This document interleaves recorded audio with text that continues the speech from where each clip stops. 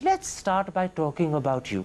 In the 6 years that you've been Chief Minister of Gujarat, the Rajiv Gandhi Foundation has declared Gujarat to be the best administered state. India today, on 2 separate occasions, has declared that you are the most efficient Chief Minister.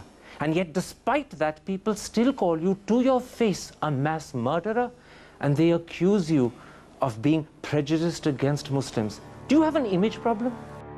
एक देश को भीड़ में बदलने के लिए क्या चाहिए? एक करिश्माई चेहरा, एक चमचमाती तस्वीर और एक सुनहरा ख्वाब। बातें बेशुमार, कुछ लोगों का प्यार और ढेर सारा पीआर। तो क्या हुआ कि अगर तस्वीर फोटोशॉप्ड हो या जबरदस्ती खिंचवाई हो, गोल्डन ड्रीम्स बस कॉर्पोरेट के प्योर हो, बातें सारी टेलीप्रॉम्प्टर वाली, एंड प्यार इज बॉर्न आउट ऑफ नफरत फॉर द अदर। दुनिया के हर डिक्टेटर और फैसिस्ट के पीछे होती है एक आइडियोलॉजी, एक कैडर, लेकिन सबसे इम्पोर्टेंट एक नफरती चेहरा जो आपको एक कम्युनिटी से डराए, मुद्दों से भटकाए और खुद गद्दी पे बैठ जाए। फैसिज्म के लिए चाहिए होता है एक लार्जर देन लाइफ मसीहा, एक नॉन बायोलॉजिकल शख्स जो पैदा नहीं हुआ है, उसे भेजा गया है। शायद ईश्वर ने ही मुझे किसी काम के लिए भेजा है। परमात्मा ने मुझे भेजा है। परमात्मा ने मुझे भेजा है। ये ऊर्जा बायोलॉजिकल शरीर से नहीं मिली है। तो मैं खुद कन्विंस हो चुका हूँ। मैं कन्विंस हो चुका हूँ। मुझे दुनिया को कन्विंस करने की जरूरत नहीं है। God Almighty Himself has sent Modi ji as an avatar पुरुष। ऐसा मसीहा आपको उस खतरे से बचाता है जो खतरा है ही नहीं। जैसे हमारे केस में इंडियन मुसलमान हमारे लिए उतना ही खतरा है जितना एक गोभी संतरा है। ये मसीहा अचानक सामने नहीं आता, इन्हें बनाया जाता है। जनहित में जारी के इस एपिसोड में बात करेंगे कैसे बनाया गया था ब्रांड मोदी। –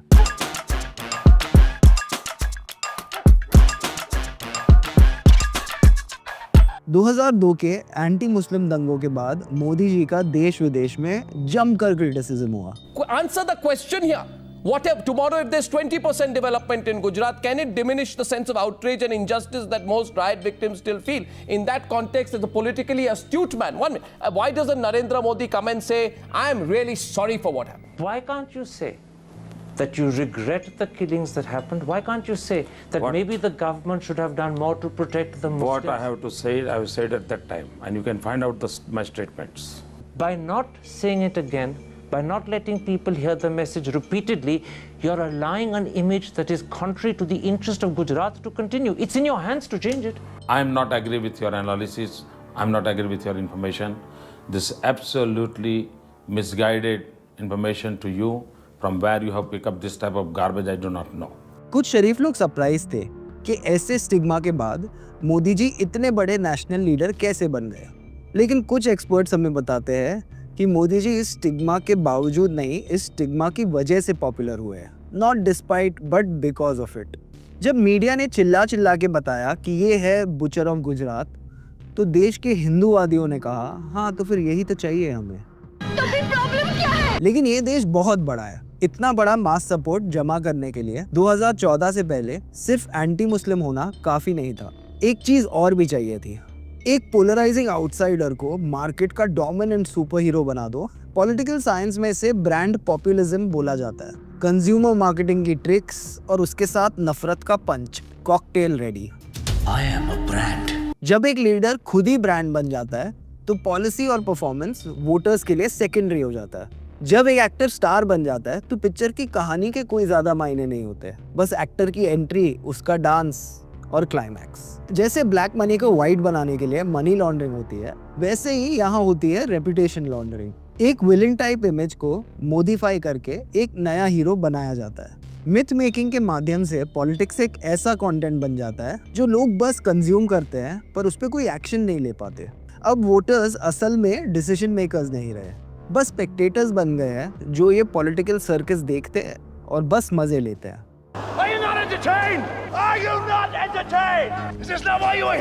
कभी रील्स में और कभी RW अंकल के मैसेजेस में, या तो रात को 9 बजे हर न्यूज चैनल के सामने। पर इस तमाशे की शुरुआत कहाँ से हुई? इस पप्पू का पापा कौन है? Who's your daddy? I don't know. 2006 में एक अमेरिकन लॉबिंग जायंट चुपचाप इंडिया में एंटर करता है और 3 साल तक लो प्रोफाइल रखता है। इनका सोल एजेंडा ब्रांड मोदी को बिल्ड करना। ये एक ऐसा ऑर्गेनाइजेशन था जिन्होंने इमेज मेकिंग में महारत हासिल किया था। ये पॉलिसी मेकर्स के साथ लॉबी करते थे, फेवरेबल न्यूज आर्टिकल्स प्लांट करते थे और अपने क्लाइंट के लिए एक्सपर्ट्स के नाम से पॉजिटिव ओपिनियन पीसेस भी मीडिया में पब्लिश कराते थे। आज और 2014 के पहले में फर्क सिर्फ ये है कि आज ये पूरा काम खुल्लम खुल्ला होता है।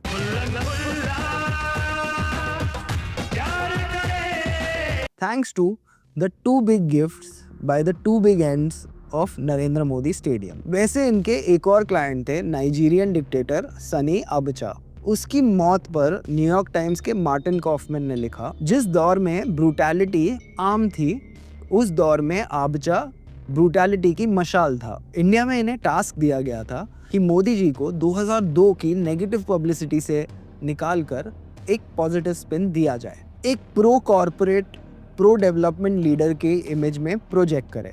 नायक के अमरीश पुरी से नायक का अनिल कपूर। आप जो बोल रहे हो बहस के लिए सुनने के लिए अच्छा है लेकिन प्रैक्टिकल नहीं है। इस इमेज मेकओवर का काम शुरू होता है वाइब्रेंट गुजरात को प्रमोट करने से। हमें ये बताया गया कि गुजरात देश का सबसे डेवलप स्टेट है। मोदी जी ने गुजरात को उतना ही वाइब्रेंट बनाया जितना आरएसएस ने देश को अंग्रेजों के खिलाफ आजाद कराया। आजादी अगर भीख में मिले तो क्या वो आजादी हो सकती है? आप खुद बताइए।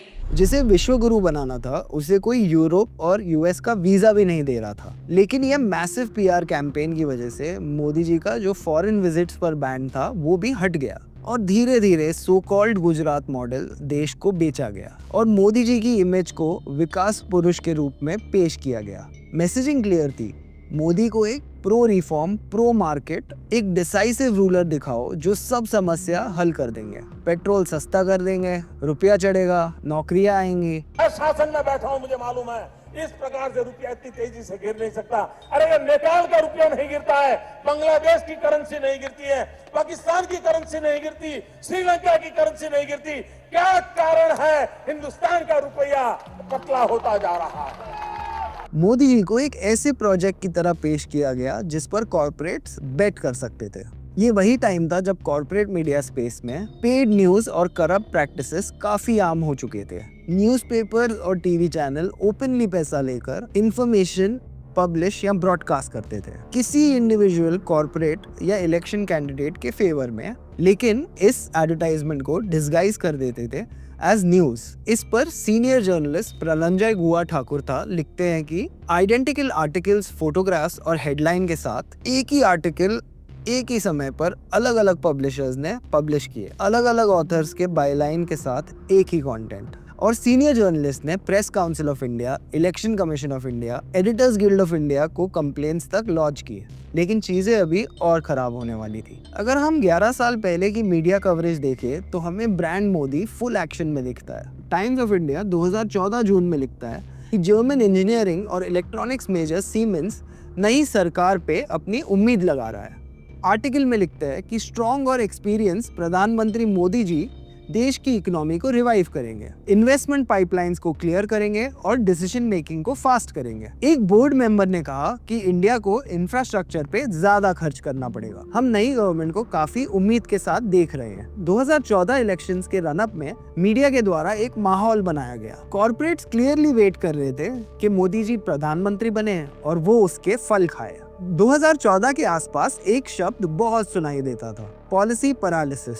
मनमोहन सिंह की सरकार पर बीजेपी ने हर तरफ से हमला किया। बीजेपी ने कहा कि इस पॉलिसी पैरालिसिस ने इंडिया को एक स्टैगफ्लेशन की ओर धकेल दिया है। इधर उधर से भाड़े के एक्सपर्ट्स निकल के आ रहे थे इंटरव्यू देने कि इकोनॉमी स्लो हो गई है, देश को चाहिए रिफॉर्म्स और बिग टिकट इन्वेस्टमेंट्स, और इसके लिए जरूरी है मनमोहन सिंह के पॉलिसी पैरालिसिस से बाहर निकलना। हिंट क्लियर था, कॉर्पोरेट्स का इशारा था कि वक्त आ गया है कि एक तेज भागने वाले घोड़े पे पैसे लगाए जाए, जो देश के आम लोगों के लिए ब्लाइंडर्स लगा के बस कॉर्पोरेट्स के लिए सीधा भागते रहे। खैर वो अलग बात है, घोड़ा तेज तो भागा पर बस अपने विदेशी ट्रिप्स की ओर। मोदी जी तो खैर खरगोश हो लिए, पर इकोनॉमी कछुए की तरह रेंगने लगी। तुम्हारी क्या खरगोशी है भाई? बात पैरालिसिस की हो रही थी पर इकोनॉमी कोमा में चली गई। ये आनंद भाई सुनना, तेरा दिल क्या मस्त धक धक कर रहा है। ये लो सुनो। यही आज की रियलिटी है। इलेक्शंस के महीनों पहले ही अंदाजा लग गया था कि कैपिटल गुड्स, इंफ्रा और पावर सेक्टर के स्टॉक्स ऊपर जाएंगे अगर मोदी जी जीत गए तो। ये बात फैल गई कि डिसाइसिव लीडरशिप ही इंडिया के लिए एकमात्र सोल्यूशन है। व्हाट्सएप पे ऐसे फॉरवर्ड्स आने लग गए कि मोदी जी डिसीजन पहले लेते हैं, उसे सही बाद में करते हैं। ये बात कुछ हद तक सही भी है, पर ये कोई अच्छी बात नहीं है। झटपट डिसीजन से नोटबंदी, जीएसटी और लॉकडाउन जैसे डिसीजन निकलते हैं। कुछ दिन के तो बाद ये नहीं चलेगा तो काला दिन भी नहीं चलेगा। नहीं चलेगा, छुट्टा नहीं है, कितनी बार बोलूं? कोई बात नहीं भाई, लेकिन देश तो सुधर रहा है ना। इन 3 इंसिडेंट से हम समझ सकते हैं कि ब्रांड मोदी कितनी पावरफुली लोगों तक पहुंचाया गया। 2017 में 4 घंटे के नोटिस में 500 और 1000 के नोट इनवैलिड हो गए। लोग दिन रात बैंकों की लाइन में खड़े रहे, नुकसान उठाया, भूखे रहे हैं। लेकिन 2019 में मोदी जी को और बड़ी मेजॉरिटी से फिर से जिताया। मीडिया हर चीज को एक जंग के हिसाब से फ्रेम करता है और जंग में हमेशा डैमेज होता है, लॉसेस और पर्सनल सैक्रिफाइस। ये बात लोगों के दिमाग में डाली गई कि अगर आपको एक स्ट्रॉन्ग, इंडिपेंडेंट और एक विकसित देश चाहिए तो थोड़ा आपको भी झेलना पड़ेगा। और मोदी जी एक ऐसे वॉरियर है जो हमेशा लड़ रहे हैं देश के लिए। वॉरियर की इमेज, वॉर की इमेजरी सब बहुत ही बारीकी से बनाया गया। वॉर टाइम में तो चर्चिल जैसे नेता भी जस्टिफाई हो जाते हैं, और फिर क्या, उसके बाद फिल्म बनाओ और ऑस्कर भी जीतो। यहाँ कोई वर्ल्ड वॉर नहीं चल रहा था और मोदी जी पे बनी बायोपिक वाली फिल्म भी नहीं चली। लेकिन फिर भी कोई एक्टर मोदी जी के लेवल की एक्टिंग तो मैच नहीं कर सकता। उन्होंने कहा नरेंद्र भाई ने कृपा की।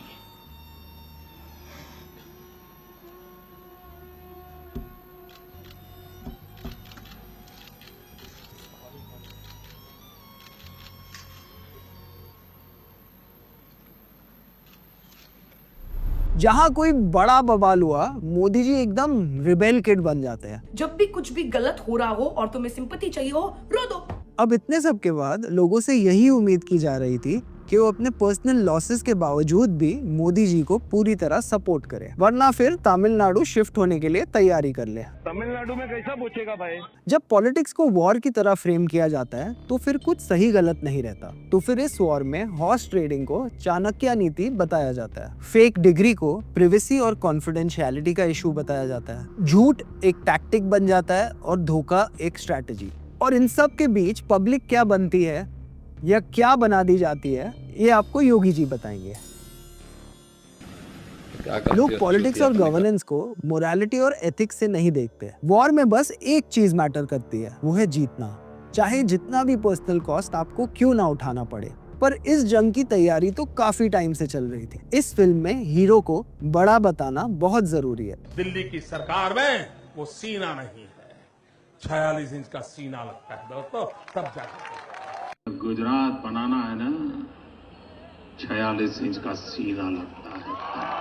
आप गुजरात नहीं बना सकते, इसके लिए तो 56 इंच का सीना लगता है। अब प्रधानमंत्री नरेंद्र मोदी के सीने का असली साइज हिंदुस्तान को पता चला है, जो 56 इंच नहीं बल्कि 50 इंच का है। और इसके लिए विलेन को भी पावरफुल और क्रूअल दिखाना पड़ेगा। और यहाँ एंट्री होती है अन्ना की। स्लोगन चलता है, अन्ना नहीं आंधी है, देश का नया गांधी है। मुझसे पूछो तो अन्ना नहीं आंधी है, देश का नया गांधी। लेकिन सरकार बदलने के बाद जब अन्ना की आंधी अंधी हो गई, तब पता चलता है कि ये फर्जी गांधी कोई नमक सत्याग्रह नहीं कर रहा था, पर किसी और का नमक खा के किसी और के लिए सत्ता की मांग कर रहा था। मोहन भागवत 2011 के अपने बयान में कहते हैं कि आरएसएस नेशनल इंटरेस्ट में हुए एजिटेशंस में तो हमेशा से ही पार्ट लेता था, और अन्ना का मूवमेंट देश हित में ऐसा ही एक मूवमेंट था, और कॉर्पोरेट की बैकिंग बड़ी तगड़ी थी। एक डिसग्रंटल यूथ था जो तंग आ गया था स्कैम्स और करप्शन से, और ये यूथ चाहता था एक change. 2G scam, Commonwealth game scam, Colgate scam. उस जमाने में मीडिया चलो ये तो नहीं पूछता था कि प्रधानमंत्री आम कैसे खाते हैं, काट के या चूस के। तो अन्ना के मूवमेंट ने अच्छों को कन्विंस कर लिया था कि सिस्टम चेंज हो रहा है और देश में क्रांति की लहर है। सबसे बड़ा जो धोखा मुझे मिला अपने आप से, जहां मैं अपने आप को बुद्धू बना पाया गया, वो था अन्ना का आंदोलन। और उसके वजह से हम लोग सब बह गए थे उस दौर में।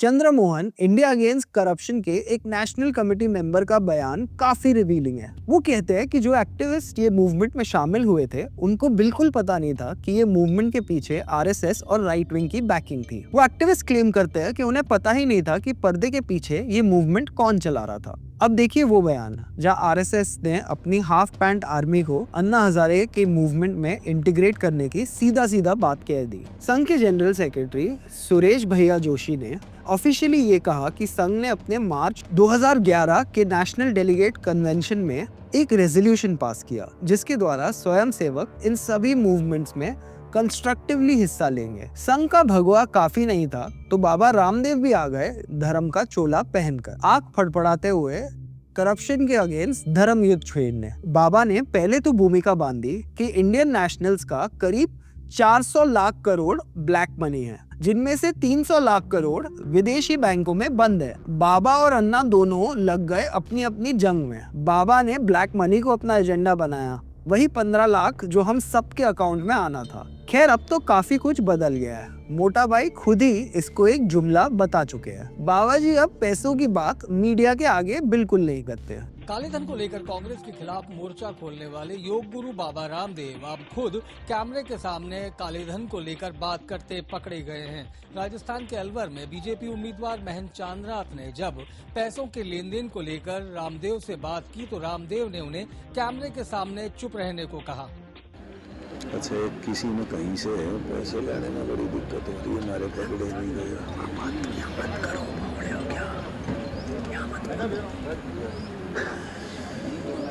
और अन्ना जी ने इस पर क्या कहा? उन्होंने माना कि 2014 में बीजेपी ने उनका इस्तेमाल किया। उन्होंने कहा कि सब जानते हैं कि उनका एजिटेशन लोकपाल के लिए था, लेकिन इसका फायदा उठाकर बीजेपी और आम आदमी पार्टी दोनों ही सत्ता में आ गए और अब अन्ना उन लोगों पर भरोसा नहीं करते। खैर अन्ना के लिए हम भी यही कहते हैं, लेकिन जिस कॉर्पोरेट मीडिया ने फुटेज दिखा कर मूवमेंट को खड़ा किया था, आज वो बिल्कुल इंटरेस्टेड नहीं है, ना अन्ना में, ना एंटी करप्शन में, ना ही ब्लैक मनी में, ना ही लोकपाल में। I'm not interested यार, मुझे सुनना ही नहीं है। सबने अपना अपना भेस बदल लिया है। अब तो चाहे कोविड में लोग सांस को तरस जाए या नदी के किनारों पर लाशों का गांव बस जाए, कोई कुछ नहीं कहता।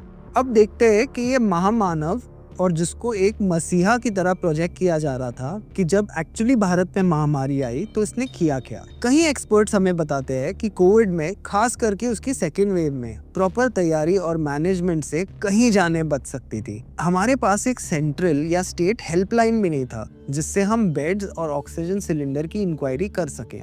हमें वाकई आत्मनिर्भर होने के लिए छोड़ दिया गया था। ये आए थे मसीहा बनकर, पर वैक्सीन के सर्टिफिकेट पे अपना फोटो लगाकर चल दिए। एक्चुअली इनका फोटो तो लगना चाहिए था उन लोगों के डेथ सर्टिफिकेट पर। इस मिसमैनेजमेंट से लोगों ने अपने करीबियों को अचानक खो दिया, लेकिन इसमें से फिर कई लोगों ने मोदी जी और उनकी गवर्नमेंट का सपोर्ट किया। ये सब नतीजा था ब्रांड मोदी के बनाने का और मीडिया का सही रिपोर्ट ना करके ध्यान भटकाने का। लॉकडाउन के बीच एक दिन मोदी जी देश को एड्रेस करने आया। सबको लगा कोई रिलीफ अनाउंसमेंट करने आए हैं, लेकिन वो बस रैंडम कहानियां सुनाने लगे। हमारा सदियों का गौरवपूर्ण इतिहास रहा है। भारत जब समृद्ध था, सोने की चिड़िया कहा जाता था, संपन्न था, तब सदा विश्व के कल्याण की राह पर ही चला। फॉर सम रीजन उन्होंने बताया कि कैसे भारत एक सोने की चिड़िया थी, फिर वो गुलामी की जंजीरों में जकड़ गया और आज जाकर देश विकास की तरफ फाइनली बढ़ रहा है। गौर से सुनिए तो पता चलता है कि ये डॉग विसल है। और इसी दौर में सारे टीवी चैनल तबलीगी जमात को कोरोना का कारण बताने लगे। इस आफत का नाम है तबलीगी जमात। दिल्ली के निजामुद्दीन इलाके में इस जमात का हेडक्वार्टर भारत में कोरोना विस्फोट का एपिसेंटर बनता हुआ दिख रहा है।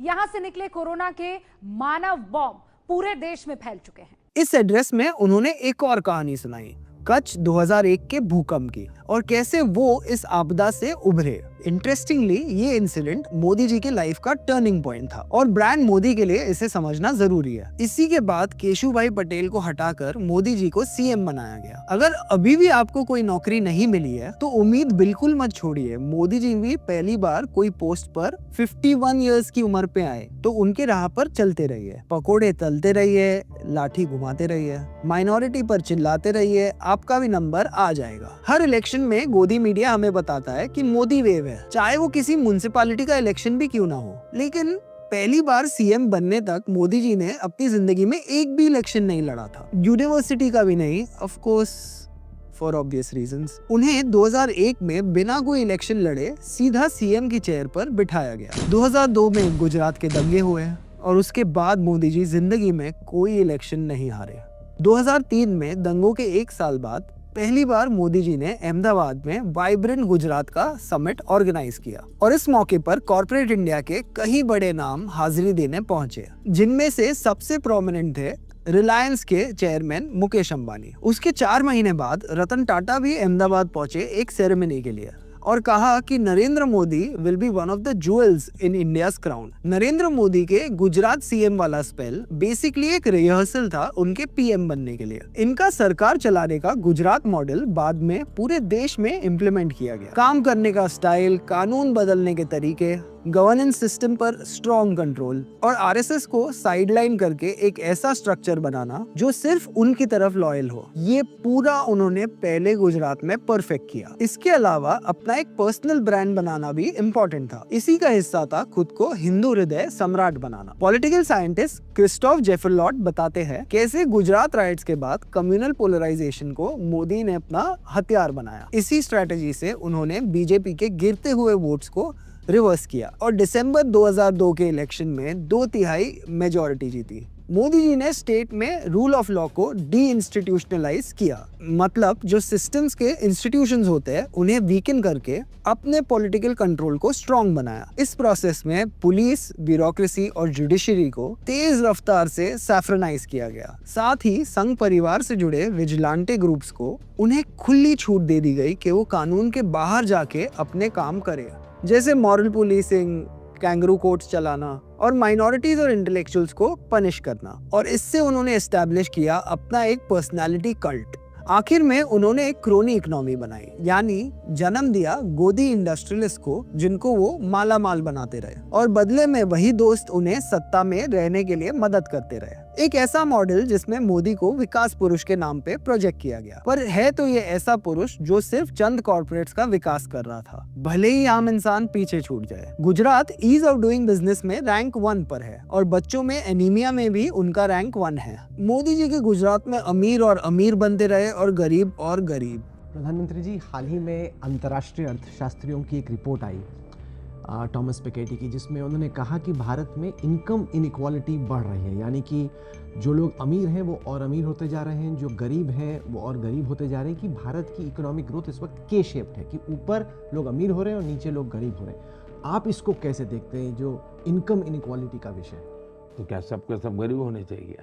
इसी विकास पुरुष और वाइब्रेंट गुजरात का मुखौटा पहन के वो पीएम की कुर्सी के दावेदार बने। इन सब से बनाया गया ब्रांड मोदी। एक वो भी दौर था जहाँ सोशली और पॉलिटिकली नरेंद्र मोदी के आसपास कोई नहीं आना चाहता था, लेकिन अब ये कॉर्पोरेट्स ना सिर्फ पास आए, मोदी जी को नेशनल पॉलिटिक्स के लिए एंडोर्स भी किया। कॉर्पोरेट्स के साथ ये बॉन्ड वक्त के साथ और मजबूत होता गया। 2014 आते आते कॉर्पोरेट्स और अर्बन मिडिल क्लास ने कांग्रेस को करप्ट, डायनेस्टिक और इनएफिशिएंट बोला और यूपीए के राइट्स बेस्ड वेलफेयर स्कीम्स जैसे नेशनल फूड सिक्योरिटी एक्ट को इररिस्पॉन्सिबल पॉपुलिज्म लेबल कर दिया। वैसे भी ह्यूमन राइट्स और एनवायरमेंट लॉज, इन सब से कॉर्पोरेट्स को बहुत नुकसान होता है। जिस लीडर के दिल में इन सब के लिए सबसे कम जगह हो, उसकी जेब सबसे ज्यादा भारी हो जाती है। Political scientist professor Zoya Hasan कहते हैं, कॉर्पोरेट्स और मीडिया ने डिसेंट को मैन्युफैक्चर किया और ब्रांड मोदी को अनक्वेश्चनेबली प्रमोट किया। गुजरात कार्नेज के लिंक्स डाउनप्ले किए गए और एक केयरफुली क्यूरेटेड पर्सनालिटी कल्ट बनाया गया। और कुछ लोग तो 2012-13 तक ही समझ गए थे कि मोदी पर बेट करना $1 बिलियन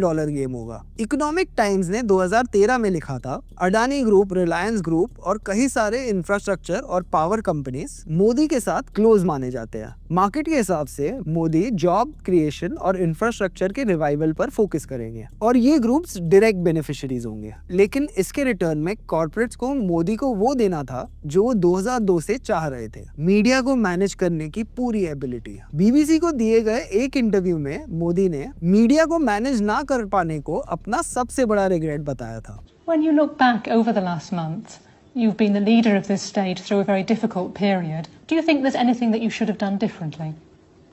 Yes.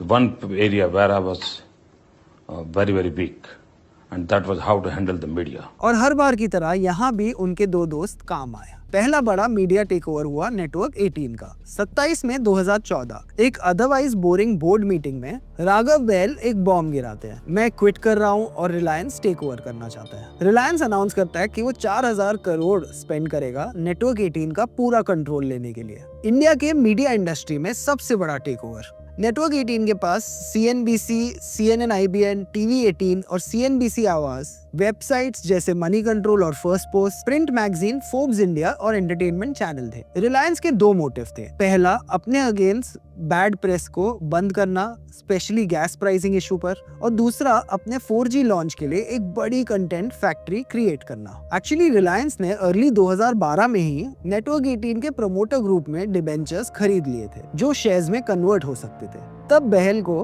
क्रैश के बाद डेट क्राइसिस फेस करना पड़ा था, 1400 करोड़ रुपए तक का क्राइसिस। उन्होंने अंबानी से बेल आउट मांगा। रिलायंस ने इंडिपेंडेंट मीडिया ट्रस्ट के नाम से इन्वेस्टमेंट किया। एक आयरॉनिक नाम, क्योंकि कुछ ही सालों में टेक ओवर कंप्लीट हो गया और इंडियन मीडिया में कुछ भी इंडिपेंडेंट नहीं बचा। इट्स लाइक अमित शाह को माइनॉरिटी अफेयर्स का ही मिनिस्टर बना दो। अगस्त 2014 तक कुछ इंडिपेंडेंट इंस्टीट्यूशंस भी अपनी बात रख रहे थे।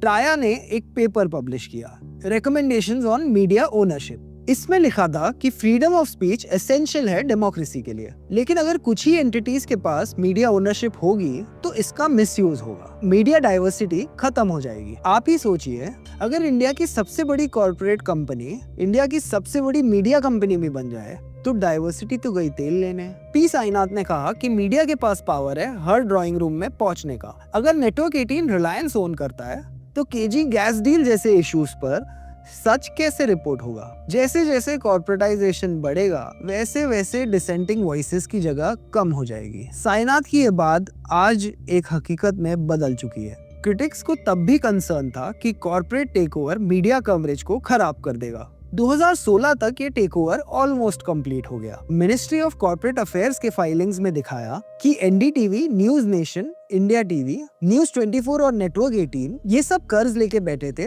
यहाँ तो मुकेश अंबानी से या महेंद्र नाहटा से। वही महेंद्र नाहटा जो रिलायंस जियो के बोर्ड ऑफ डायरेक्टर्स पर भी है। और ये कैप्चर अभी तक खत्म नहीं हुआ था, हालत और बिगड़ने वाली थी। अगला बड़ा झटका था NDTV। इंडिया का last independent TV broadcaster Adani group ने टेक ओवर कर लिया। अडानी के 65% स्टेक लेने के बाद सीनियर जर्नलिस्ट का एक ग्रुप NDTV से एग्जिट ले लेता है। इसका मतलब सिंपल था, जर्नलिज्म में जो बची कुची डाइवर्सिटी थी वो भी खत्म हो गई। रवीश कुमार ने कहा कि अडानी कभी भी गवर्नमेंट को क्वेश्चन प्रमोट नहीं करेगा।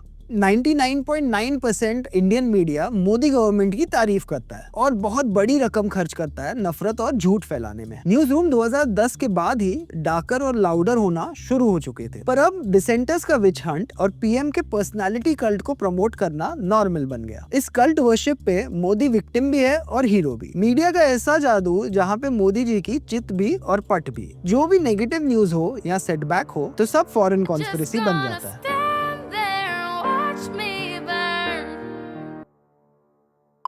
सोरोस, विदेशी शक्तियां, मतलब हर चीज एक international plot against Modi ji. He is a victim of global conspiracy. और ये कॉन्स्पिरेटर्स भी कहीं अपना सर खुजाते हुए सोचते होंगे कि हमने ये कब कर दिया। और जब कुछ पॉजिटिव होता है तो इसे विश्व गुरु नैरेटिव से जोड़ा जाता है। मतलब कभी डिप्लोमेसी इतनी अच्छी है कि दुनिया को है मोदी से प्यार, लेकिन हमसे कभी इतना जलते हैं लोग कि देश साजिश का शिकार। ये एक टिपिकल परसिक्यूटेड सेवियर प्लेबुक है। पहले करप्शन स्कैम्स जैसे बोफोर्स, 2G, कोलगेट इलेक्शंस के आउटकम को हिला देते थे। आज तो विधायक खरीदने वाला, जनता का मैंडेट करप्शन से पलट देने वाला चोर नहीं चाणक्य है। पहले बड़े बड़े स्टार्स बढ़ती महंगाई पर ट्वीट कर देते थे, लेकिन आज इकोनॉमिक इश्यूज वोट के लिए हार्डली इम्पैक्ट करते हैं। मीडिया ने अपना रोल डिस्ट्रैक्शन और मिस इन्फॉर्मेशन का बना लिया है। कमल बिना हाथ के सहारे चल ही नहीं सकता। इसीलिए कहीं भी अगर कोई मुसीबत वाली बात है, इसमें ऑपोजिशन की चाल या विदेशी हाथ है। जो बचे कुचे मीडिया ग्रुप है जो मोदी जी पर सवाल कर भी दे तो उन पर सीधा रेड्स होती है और बीजेपी और सरकार के सभी एडवर्टाइजमेंट्स बंद कर दिए जाते हैं। ये पूरा प्रोसेस एक ही चीज दिखाता है, मीडिया का कंप्लीट टेकओवर कॉर्पोरेट्स और गवर्नमेंट के फेवर में हुआ है। आपने देखा कैसे ब्रांड मोदी को बनाया गया, लेकिन अब इस ब्रांड मोदी की अनब्रांडिंग भी शुरू हो गई है। उनके बर्थडे पर जितने न्यूज़पेपर में एड्स दिखे, लग रहा है साहब थोड़ा इनसिक्योर हो गए। इसलिए प्रोपेगेंडा और धमाके से चलेगा। लेकिन इस प्रोपेगेंडा के रियल लाइफ कॉन्सिक्वेंसेस है। इन्हें देखकर तरस भी आता है। जब तक ये मॉब हार्मलेस है तब तक ठीक है, पर ऐसा है नहीं। बहुत सारे एंटी मुस्लिम और एंटी क्रिश्चियन हेट क्राइम्स जहां मोदी के नाम को लेकर लोगों को मारा गया। अगस्त 2023 में एक रेलवे प्रोटेक्शन फोर्स का कांस्टेबल ट्रेन के कंपार्टमेंट में जाता है, अपने सीनियर को मारने के बाद ढूंढ कर 3 मुसलमानों को गोली से मार देता है। एक वायरल वीडियो में उसे बोलते सुना जा सकता है, ये सब पाकिस्तान से है, मीडिया यही दिखाती है। फिर उसने कहा कि हिंदुस्तान में रहना है तो मोदी और योगी को वोट दो। हमने शुरुआत में बात की कि कैसे फैसिज्म के लिए एक मसीहा बनाया जाता है, लेकिन ये मसीहे की जरूरत एस्टैब्लिश करने के लिए एक विलेन भी बनाया जाता है। यही वजह है कि मोदी भक्ति के साथ साथ इन चैनल्स ने पिछले 11 साल लगातार dangerous anti Muslim hate speech दी और मॉब लिंचिंग्स की संख्या इंडिया में बढ़ती रही। मसाया और विलेन भले ही फैब्रिकेटेड हो,